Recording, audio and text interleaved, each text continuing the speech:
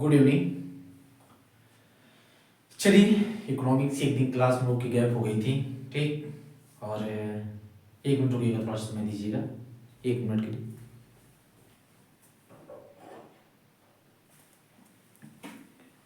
तो इकोनॉमिक्स की क्लास हम लोग के 1 दिन के लिए गैप हो गई थी, ठीक।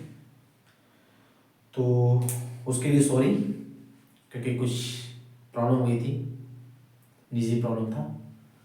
तो स्टार्ट करते हैं हम लोग इकोनॉमिक्स। और इकोनॉमिक्स से आप लोगों ने देखा कि हम लोगों ने क्या पढ़ चुका है, जीडीपी पढ़ चुका है। और जीडीपी किस पर निकलता है, किस पर निकलना चाहिए, जीडीपी से हमें क्या लाभ है, उसको देख चुके हैं। हानि तो कुछ है नहीं, तो कोई बात ही नहीं आती है हानि की। तो हम लोग देखते हैं जीडीपी। और जीडीपी में देख रहे हैं हम लोग nominal GDP and real GDP. क्या देखेंगे? Nominal and real. तो चलिए स्टार्ट करते हैं फिर देन।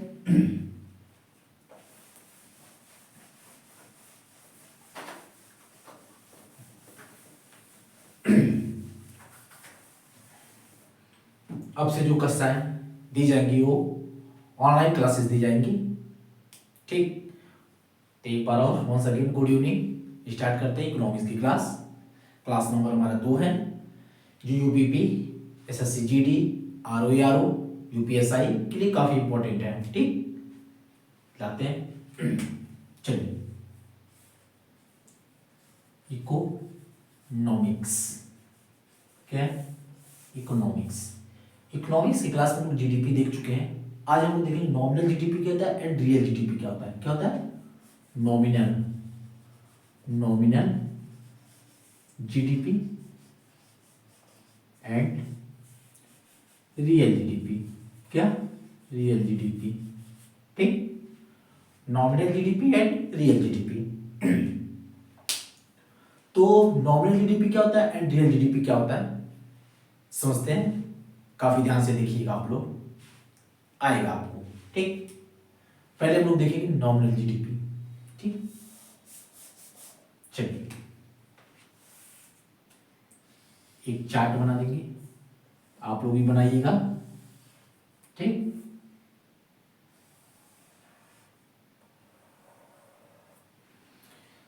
नॉमिनल जीडीपी देखेंगे।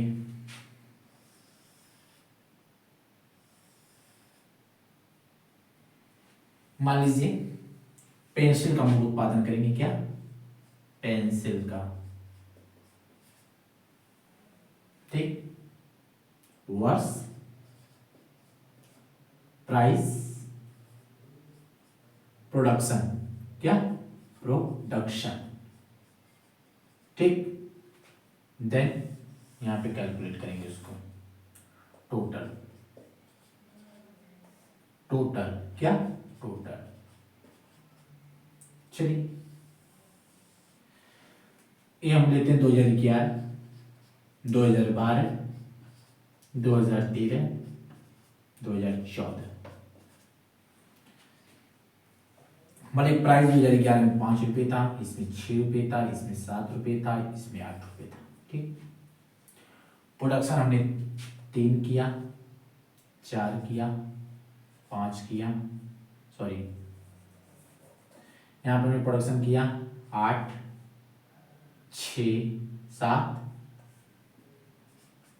6, 5, ठीक। 2011 में 5 रुपये पेंसिल थी और हमने कितना उत्पादन किया? 8 पेंसिल को उत्पादन किया। कितना हो जाएगा? 8, 5 कितना? 40। 6, 7 प्रोडक्शन किया। 6 पेंसिल 2012 में कितने की होगी? 6 रुपये की होगी, ठीक। कितना उत्पादन किया? 7 पेंसिल उत्पादन किया। तो क्या हो जाएगा? 7 इंटू 6 इंटू 42, 42, ओके। सॉरी 7 है यहाँ पे, तो ठीक है, कोई बात नहीं। अब हम लोग देखेंगे यहाँ पे, हम लोग इसको कर लेते हैं 8, ठीक है। इसको कर ले रहे हैं 8 और इसके कर ले रहे हैं हम लोग 9, ठीक। कोई दिक्कत? चलिए, यहाँ देखिए 8 छक 8 इंटू 6 48, ठीक, कितना हो। अब आप लोग देखेंगे इसको मिटा दे रहे हैं, ठीक है, ये 2014 मिटा दे रहे हैं क्योंकि हमको डाटा लेना पड़ेगा अलग से। मान लीजिए कि हम लोग ले लिए यहाँ डाटा 7 का ले लिए, तो 7 का यहाँ पे उत्पादन हुआ हमारा 5 का, चलिए इसको हटा ही दे रहे हैं, ठीक, 3 ही डाटा लेते हैं हम लोग, 3 डाटा ले रहे हैं, ज्यादा डाटा नहीं लेंगे हम लोग, ठीक। तो देखिए 2011 में 5 रुपए की प्राइस थी, 8 पेंसिल उत्पादन किया 40 रुपये में। टोटल हमारी जीडीपी, ये टोटल जीडीपी है हमारी, ठीक। 6 रुपये प्राइस, 7 पेंसिल उत्पादन किया 42 रुपये में। 8 रुपये प्राइस हुई, 6 पेंसिल उत्पादन किया 48 रुपये में। तो आपको लग रहा होगा यहाँ पे देखिए कि हमारी जीडीपी क्या हो रही है, यहाँ पे बढ़ रही है। क्या हो रही है? जीडीपी हमारी बढ़ रही है, लेकिन वास्तव में यहां पे जब हम लोग देखें, यहां पे तुम्हारा प्रोडक्शन क्या हो रहा है? घट रहा है, घट रहा है ना क्योंकि 2011 में 5 रुपए प्राइस थी, 8 पेंसिल उत्पादन हुआ। यहां महंगाई बढ़ रही है, यहां देखिए प्राइस बढ़ रहा है, यहाँ पे प्राइस बढ़ रहा है, देखिए इसका भी प्राइस बढ़ा, यहाँ पे बढ़ा, ठीक। तो जब 6 रुपये पेंसिल हो गई तो हमारा उत्पादन कितना हुआ? 7 का उत्पादन हुआ। कितना हो गया? 6 7 42, ठीक। उसके बाद 8 रुपये प्राइस हुआ तो हमारा कितना उत्पादन हुआ? 6 उत्पादन हुआ पेंसिल का, तो हो गया 48।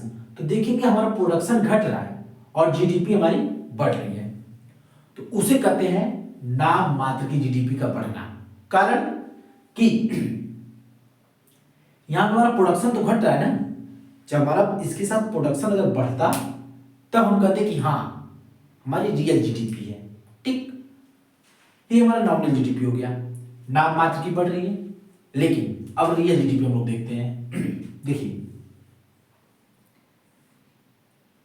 ये रियल जीडीपी, यहां हम देखते हैं रियल जीडीपी, देखते हैं हम लोग, सेम डाटा लेंगे, ये डाटा, ठीक। चलिए देखिए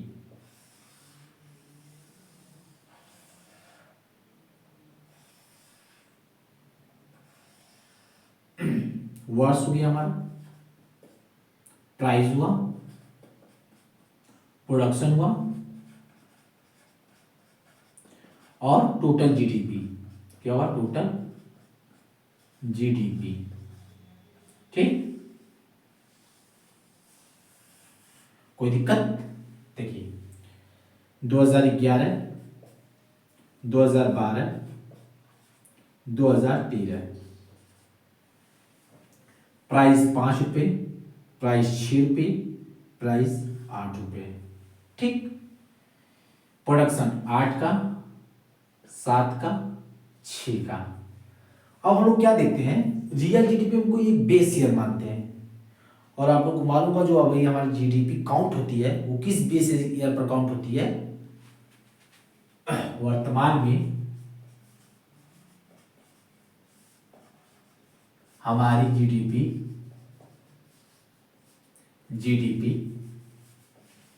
का बेस ईयर या आधार वर्ष क्या है? 2011-12। क्या है? 2011-12, 2011-12 है, ठीक।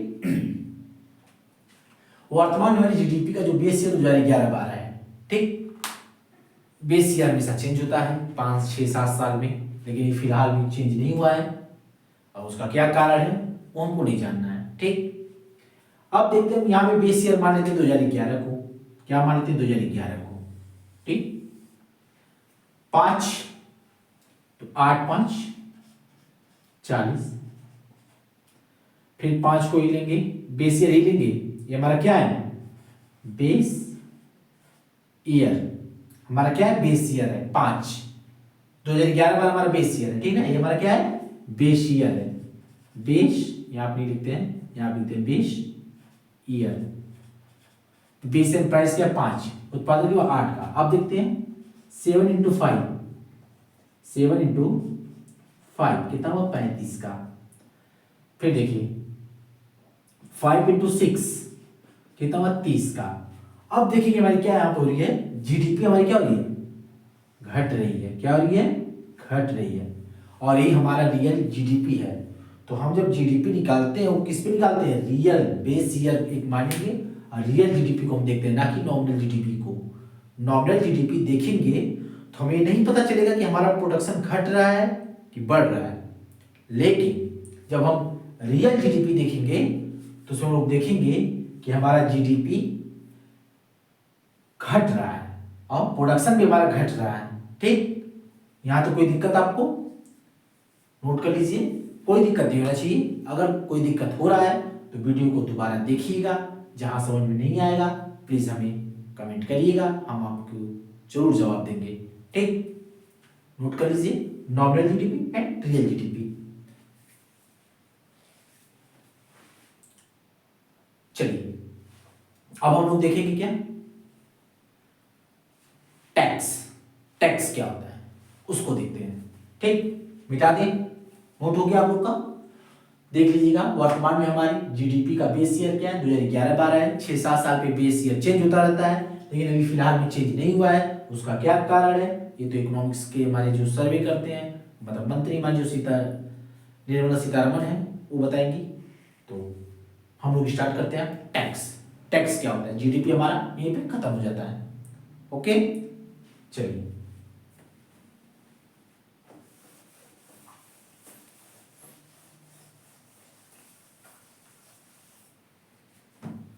अब हम पढ़ते हैं टैक्स। टैक्स क्या होता है,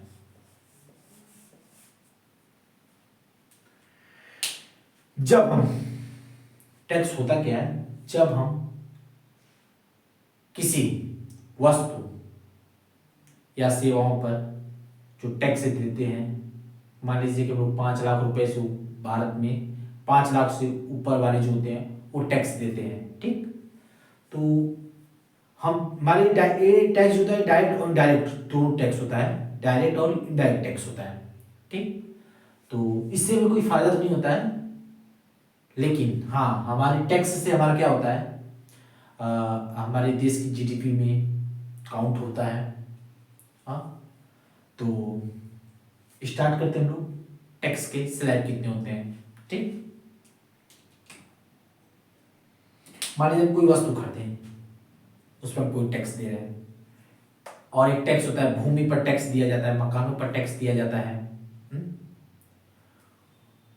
समझ गए आप लोग, टैक्स क्या होता है, एक डायरेक्ट टैक्स होता है और एक इनडायरेक्ट टैक्स होता है। डायरेक्ट टैक्स क्या होता है, भूमि पर मकानों पर जो टैक्स लगते हैं और उद्योगों पर जो टैक्स लगते हैं उसे कहते हैं डायरेक्ट टैक्स। इनडायरेक्ट टैक्स जो किसी डायरेक्ट किसी आदमी मतलब किसी व्यक्ति पर न लग के उसका कोई टैक्स दूसरा दे, उसे कहते हैं इनडायरेक्ट टैक्स। जैसे हम लोग कोई कपड़ा खरीद रहे हैं या कुछ खाने की वस्तु खरीद रहे हैं, उस पर जो टैक्स दे रहे हैं वो इनडायरेक्ट टैक्स दे रहे हैं, ना कि डायरेक्ट टैक्स दे रहे हैं। इनडायरेक्ट टैक्स 90 हमारे भारत में इनडायरेक्ट टैक्स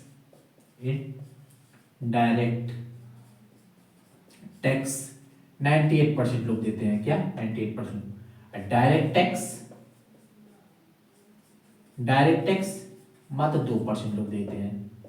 इसको नोट कर लीजिएगा आप लोग, तो जानकारी रखिए रहिएगा। ठीक, पूछता नहीं एग्जाम में। तो चलिए हम लोग देखते हैं, स्टार्ट करते हैं।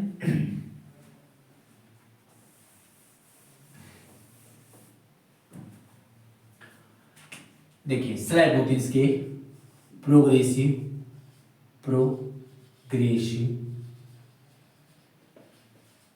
दूसरा रिग्रेसिव, चौथा प्रोपोर्शनल,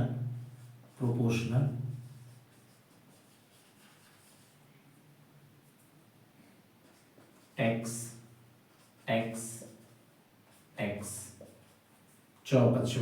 तीसरा हुआ ना ये, चौथा डिग्रेसिव टैक्स।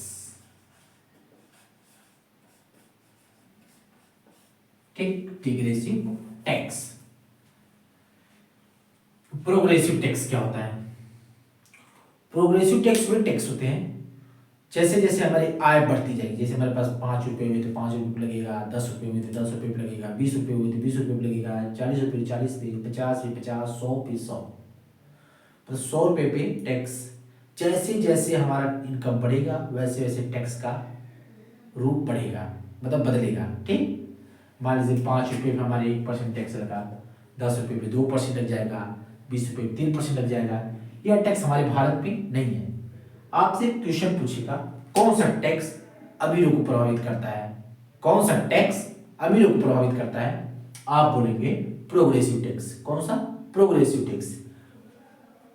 प्रोग्रेसिव टैक्स वे टैक्स होते हैं जैसे जैसे हमारा इनकम बढ़ता है वैसे वैसे टैक्स का स्लैब जो होता है वो बदलता रहता है, परसेंटेज उसका बढ़ता रहता है। ठीक, अब देखते हैं रिग्रेसिव टैक्स। रिग्रेसिव टैक्स ऐसा टैक्स है जो गरीबों को प्रभावित करता है। किसको प्रभावित करता है? गरीबों को प्रभावित करता है। यह कम आय वालों पर लगाया जाता है। ठीक, क्या लगाया जाता है? ये कम आय वालों पर लगाया जाता है। समझ रहे हैं? कौन सा टैक्स गरीबों को प्रभावित करता है? Regressive tax. रिग्रेसिव टैक्स किस पे लगता है? कम आय वालों पर लगता है। मान लीजिए अगर हम 50 रुपये कमा रहे हैं, अगर वाला 100 कमा रहा है, ठीक, तो उसको पर टैक्स नहीं लगेगा, हमारे ऊपर लगेगा टैक्स, उसके ऊपर नहीं लगेगा 100 वाले के पास। समझ रहे हो? ऐसा टैक्स का जो रूल है वो चाइना में देखने को मिलता है। समझ रहे हो? Proportional tax. कौन सा टैक्स? प्रोपोर्शनल, समानुपाती टैक्स। ऐसा टैक्स जो अमीर और गरीबों पर समान रूप से लागू हो। क्या? अमीरों पर और गरीबों पर समान रूप से लागू हो, उसे कहते हैं प्रोपोर्शनल टैक्स। जो टैक्स अमीरों और गरीबों पर समान रूप से लागू हो, उसमें ये ना हो कि हमारा इनकम बढ़ेगा तो टैक्स बढ़ेगा, नहीं। एक उसका मतलब है कि अगर 5 रुपये कोई कमा रहा है, कोई 20 रुपये कमा रहा है, समान टैक्स लगेगा उस पर, ना कि अलग अलग टैक्स लगेगा। ठीक। डिग्रेसिव टैक्स। डिग्रेसिव टैक्स ऐसा टैक्स है जो एक निश्चित सीमा तक तो नहीं लगता है। हमारे डिग्रेसिव टैक्स हमारे भारत में है 2.5 लाख से नीचे वालों को, मतलब 5 लाख से जो नीचे कमाते हैं, 5 लाख से नीचे कमाने वालों पर टैक्स नहीं लगता है। लेकिन डिग्रेसिव टैक्स ऐसा है कि यह टैक्स धीरे धीरे बढ़ता जाता है, लेकिन एक निश्चित सीमा पर आने के बाद वह टैक्स वहीं पे रुक जाता है। जैसे भारत में 5 लाख रुपए से टैक्स स्टार्ट होते हैं देना, और जब आदमी 30 लाख रुपए पर ईयर कमाने लगता है, 30 लाख रुपए पर ईयर कमाता है, तो उसके बाद उसको टैक्स हो, चाहे 60 लाख कमाए, चाहे 70 लाख, चाहे 1 करोड़, चाहे 2 करोड़ कमाए, उसके ऊपर 30% टैक्स लगेगा। समझ रहे हैं? 30% से ऊपर टैक्स नहीं लगता है। तो ये भारत में देखने को मिलता है कौन सा टैक्स? डिग्रेसिव टैक्स। ठीक, चलिए नोट कर लीजिएगा इसको। हमने जो बोला वो देख लीजिएगा। अमीरों को प्रभावित करने वाला टैक्स प्रोग्रेसिव, गरीबों को प्रभावित करने वाला टैक्स रिग्रेसिव, प्रोपोर्शनल टैक्स जो समान रूप से लागू हो, चाहे अमीर चाहे गरीब हो, सबके ऊपर समान रूप से लागू हो, उसे कहते हैं प्रोपोर्शनल टैक्स। डिग्रेसिव टैक्स उसे टैक्स कहते हैं जो इनकम के साथ बढ़ता रहता है, लेकिन एक निश्चित सीमा में आने के बाद वो टैक्स रुक जाता है। जैसे भारत में 30 लाख के बाद टैक्स रुक जाता है और हमें 30% टैक्स के बाद कोई टैक्स देना नहीं पड़ता है। बाकी सेस चार्ज लगते हैं, वो सब की बात नहीं कर रहे हैं हम लोग। ठीक, चलिए नोट कर लीजिएगा। हो गया होगा, मिटा रहे हैं इसको।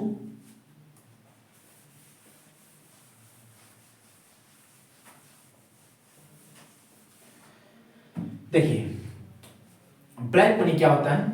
वैसा मनी, ब्लैक मनी क्वेश्चन पूछता है ब्लैक मनी क्या होता है? वैसा मनी जिस पर हम टैक्स नहीं दे रहते हैं उसे कहते हैं हम लोग ब्लैक मनी। ठीक, बाकी इसमें कुछ ध्यान नहीं देना है। अब हम लोग देखते हैं जीएसटी। क्या देखेंगे? जीएसटी जो एक टैक्स है। क्या? कैसा टैक्स है? इनडायरेक्ट टैक्स है। ठीक, जीएसटी कैसा टैक्स है? इनडायरेक्ट, इनडायरेक्ट टैक्स है। कैसा टैक्स है? इनडायरेक्ट टैक्स है। जब जीएसटी भारत में नहीं आया था 2016 2017 से पहले की बात कर रहे हैं, तो हमारे भारत में वैट क्या चलता था? VAT tax. वैट टैक्स मतलब value added tax, value added tax, कैसा वैल्यू एडेड टैक्स। अब मुझे इसका हिंदी नहीं मालूम है, तो आप लोग थोड़ा सा कष्ट कर लीजिएगा, इसका हिंदी कर लीजिएगा वैल्यू एडेड टैक्स का। तो क्या होता कि जीएसटी में लाना क्यों पड़ा, आखिर इसका कोई कारण रहा होगा, जीएसटी क्यों ला गया। देखिए ये हमारा इंडिया है, ठीक, ये हमारा इंडिया है। देखिए यहाँ पे कहीं, यहाँ पे गुजरात है, यहाँ पे मुंबई है, केरला है, ये सब जगह है। तो जब भारत में क्या था, अलग अलग जगहों पे अलग अलग टैक्स थे। जैसे मुंबई में टैक्स 5% था, वहीं बिहार में 10% था, उत्तर प्रदेश में 12% था, गुजरात में 6% था। तो आप बताइए कि जब आप, मान लीजिए आपको कोई कंपनी खोलना है, तो आप किस जगह पर जाओगे। इंडिया में आए हो और वो बोलने लगे कि आप देखने लगे सबसे कम जगह किस जगह टैक्स ले रहा है, कौन सा राज्य ले रहा है। तो देखेंगे मुंबई, गुजरात, दिल्ली, केरला, कर्नाटक, ये सब इतने डेवलप क्यों है। इसका कारण है कि वहाँ पे टैक्स कम लगता था, यूपी बिहार में टैक्स ज़्यादा लगता था, जिसके कारण कंपनियां यूपी बिहार में ना आकर यहाँ पे अपने कारखाने खोलती थी, यहीं पे अपना उद्योग लगाती थी, और सरकार उससे उनको कम टैक्स भी लगता था। इसलिए जीएसटी लाया गया कि भारत में एक समान तरीके से टैक्स हो। ये नहीं कि यहाँ पे 10%, यहाँ पे 5%, यहाँ पे 4%, यहाँ पे 3%, ऐसा कुछ ना हो। जीएसटी इसलिए लाया गया था कि पूरे भारत में टैक्स समान रूप से लागू हो, कहीं भी टैक्स ऊंचा नीचा ना हो। ये नहीं कि कहीं 10 हो कहीं 20 हो, ऐसा ना हो, सेम स्लैब टैक्स। जो जीएसटी में टैक्स का स्लैब है उसके बारे में बताएंगे, कितने परसेंटेज पे कितने कौन सा टैक्स लगता है, ठीक, कहाँ पे टैक्स लगता है, ठीक है, इसको देखते हैं। तो आप लोग समझ गए होंगे कि जीएसटी क्यों लाया गया। क्योंकि कोई भी कंपनी आती थी भारत में, कहीं कारखाना लगाता था, उसको लगाना पड़ता था, तो वहाँ पे टैक्स, अब मान लीजिए यहाँ पे मांग यहाँ पर है और टैक्स लेकिन यहाँ पे ज़्यादा है, टैक्स यहाँ पे कम है, तो कंपनी यहाँ पर लगाती थी और यहाँ पे ट्रांसपोर्ट के माध्यम से यहाँ भेज देती थी, जिससे उनका ट्रांसपोर्ट खर्च सस्ता होता था टैक्स के कंपेयर में। समझ रहे हैं। तो समझ गया जीएसटी क्यों लाया गया। जीएसटी इसलिए लाया गया क्योंकि पूरे भारत में एक समान टैक्स व्यवस्था लागू हो, ना कि अलग अलग जगह पर अलग अलग राज्य में अलग अलग टैक्स हो, ठीक। तो लोग जीएसटी पढ़ते हैं।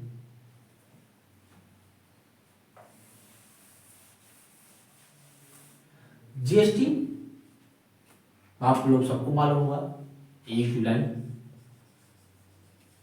2017 में लाया गया।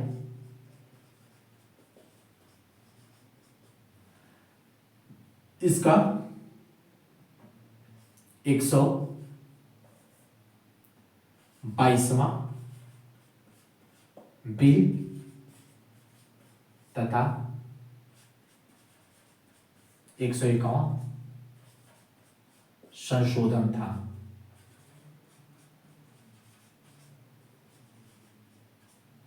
बच्चे इसमें कंफ्यूज होते हैं और इसमें कंफ्यूज होते हैं। 122वां क्या 101वां क्या होता है, मैं आपको आज ये कंफ्यूजन आपका दूर हो जाएगा। जैसे देखते हैं कि आप लोग मान लीजिए कि कोई टेस्ट दे रहे हैं, ठीक, और आपको टेस्ट में लाना है, मान लीजिए 10 टेस्ट दिए आप लोग और आपको उसमें लाना है 50% मार्क्स, ठीक, 50% मार्क्स लाना है। एक बार आप पेपर दिए तो आपका यार मान लीजिए 10% मार्क्स, 2 बार दिए, दूसरा पेपर दिए 2% मार्क्स, 20% मार्क्स हुआ आपका, ठीक। लेकिन हमें लाना है कितना 50%, तभी तो हम पास होंगे। 50% मार्क्स लाने तभी हम पास होंगे। तीसरा पेपर दिए 30% मार्क्स आया, चौथा दिए 40% आया। तो ये हमारा क्या चल रहा है, बिल। क्या चल रहा है हमारा, ये बिल, वो इसी काम का नहीं है। फाइनल हमारा किस काम का आएगा, जब ये 5वां देंगे और ये 50% मार्क्स, और ये हो गया हमारा पास। जब ये पास हो जाएगा तब आप अपने कॉपी में लिखेंगे कि मेरा एग्जाम, या डायरी जो बनाते उसमें लिखेंगे एग्जाम क्लियर, लिखेंगे ना एग्जाम क्लियर। और तब आपका ये होगा, ये 5वां क्या है, बिल है। इसके पहले क्या था, ये 4 बिल था, लेकिन जब आपका बिल आप पास हो गए तो ये आपका क्या हो जाएगा, संशोधन। क्या हो जाएगा, संशोधन, संशोधन। ठीक। तो जो संविधान जब पारित किया, जैसे कि लोकसभा में ये 122वां बिल था, 122वां बिल था।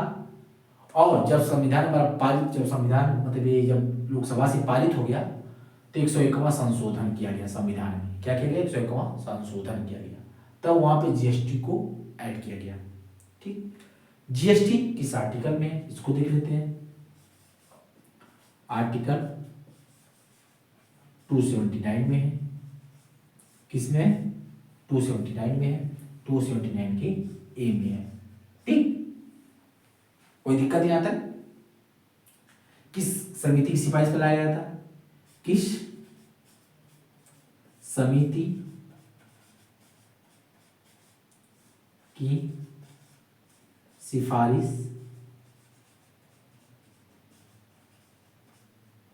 पर लाया गया, कालेकर समिति। किसकी समिति पर, कालेकर समिति।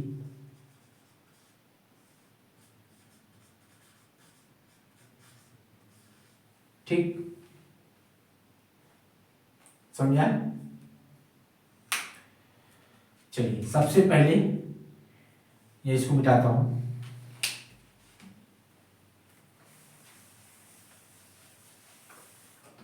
सबसे पहले जीएसटी को कौन अपनाया था, कौन सा राज्य, सबसे पहले जीएसटी को अपनाने वाला राज्य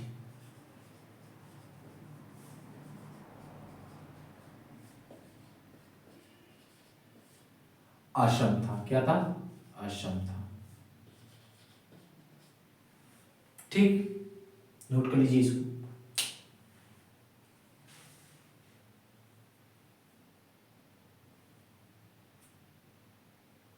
हो गया होगा। चलिए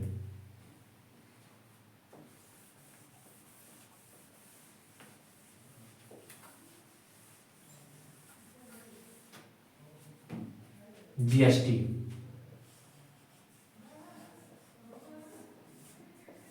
चार टाइप के हैं। कितने टाइप के, चार टाइप के। पहला सीजीएसटी, सीजीएसटी। दूसरा एसजीएसटी। तीसरा यूटीजीएसटी। चौथा आईजीएसटी।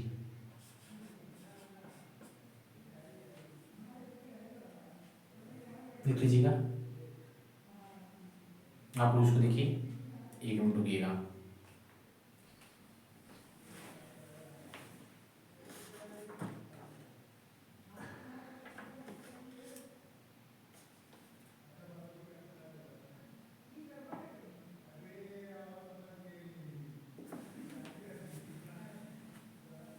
आप लोग नोट कर लिया होगा।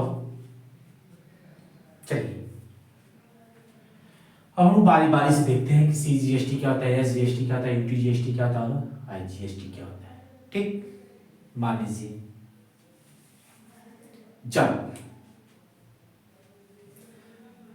कोई वस्तु हम खरीदे, ठीक, उस पर 10% का टैक्स लगा। कितना, 12% का टैक्स लगा मान लीजिए। ठीक, 6% टैक्स सेंट्रल गवर्नमेंट की, कौन की, सेंट्रल गवर्नमेंट। और इसका 6% टैक्स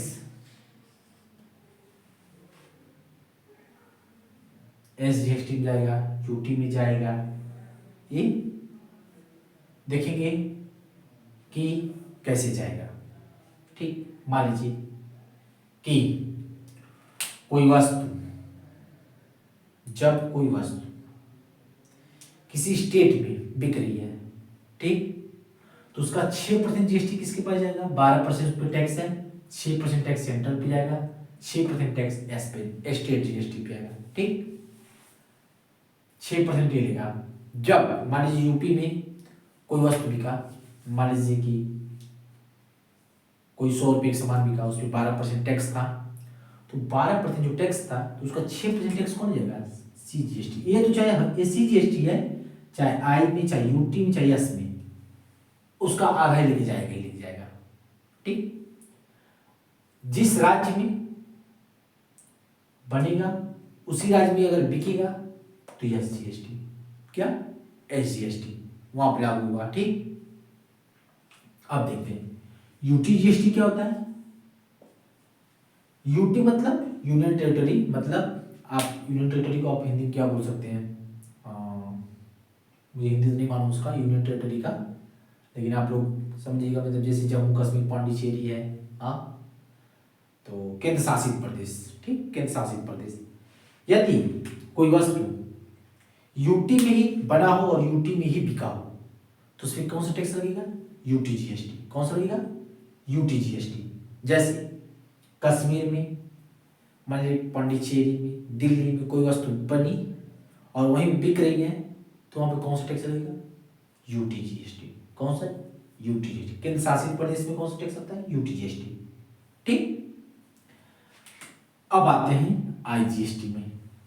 आईजीएसटी का होता है इंटीग्रेटेड जीएसटी। जैसे एक इसमें लगता है ऑनलाइन हम कोई सामान खरीदते हैं, जैसे फ्लिपकार्ट से, अमेजोन से, मीशो से, और भी जो जोमेटो से, ये सब जो ऑनलाइन परचेजिंग कुछ भी करें वो किस में आएगा? आईजीएसटी में। ऑनलाइन जितने भी हम खरीदारी करते हैं वो किस में आता है? आईजीएसटी में आता है। किस में आता है? आईजीएसटी में आता है। मान लीजिए कोई वस्तु खरीदे 100 रुपये का, 12% टैक्स है तो 6% आईजीएसटी पास जाएगा, 6% सीजीएसटी पास जाएगा। ठीक, सेंट्रल जीएसटी, सेंट्रल जीएसटी पास जाएगा ही जाएगा, सीजीएसटी के पास मतलब उसके पास आधा जाना ही जाना है। देखिए अब क्या होता है, एक चीज और होता है जीएसटी में, जैसे यूपी में कोई वस्तु, मतलब वो वस्तु बना, प्रोडक्ट बना, और वो प्रोडक्ट बिहार में जाना है। ठीक, तो जब बिहार में जा रहा है और बिहार में वस्तु बिक रही है तो टैक्स किसको मिलेगा? बिहार को मिलेगा, ना कि यूपी को। उसका कारण इसलिए क्योंकि मान लीजिए कई ऐसी जगह हैं जहां पे उद्योग नहीं है, हाँ, तो यहाँ पे तो उनको उद्योग यहाँ पे लगाए, यहाँ पे रोजगार मिल ही जा रहा है, यहाँ टैक्स उनको मिल ही जा रहा है, जो कंपनियों पर टैक्स लगा रहे हैं। लेकिन जहाँ पे जा रहे हैं वहां पे कुछ उनको फायदा होना चाहिए, क्योंकि वहां पे तो उद्योग है नहीं, उनकी जीडीपी में कैसे शामिल होगा। तो जब यूपी में कोई वस्तु बनी हो और बिहार में बिक रही हो तो वहां पर टैक्स जो लगेगा आईजीएसटी लगेगा। आईजीएसटी वो टैक्स कौन रखेगा? बिहार रखेगा, ना कि यूपी रखेगा। ठीक, आप लोग समझ में आ गया होगा मैं क्या करना चाहता हूं।